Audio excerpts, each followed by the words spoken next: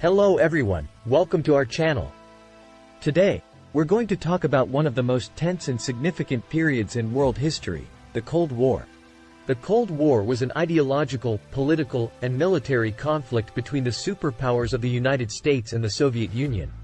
The period was marked by a series of tensions and crises, lasting from approximately 1947 to 1991.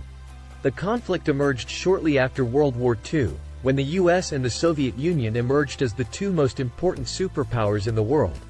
Both had very different ideological and political views, and this resulted in a huge tension between them. The US was a capitalist democracy, with an economy based on private initiative and free markets.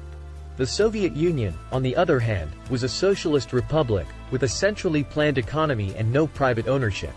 The Cold War began with a series of crises, such as the Berlin Crisis in 1948 and the Korean War in 1950.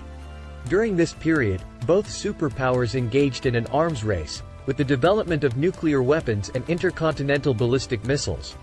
The conflict also spread to other parts of the world, with the superpowers supporting allied regimes and providing financial and military aid. This resulted in a series of regional wars and conflicts, such as the Vietnam War and the war in Afghanistan. Although there was no direct military conflict between the US and the Soviet Union, the Cold War was marked by a series of crises that almost led to nuclear conflict. The most famous of these was the Cuban Missile Crisis in 1962, when the US and the Soviet Union confronted each other directly. The Cold War ended in 1991, with the collapse of the Soviet Union. This led to a reorganization of the international system, with the US emerging as the only superpower in the world. In conclusion, the Cold War was a period marked by tensions and crises between the superpowers of the US and the Soviet Union.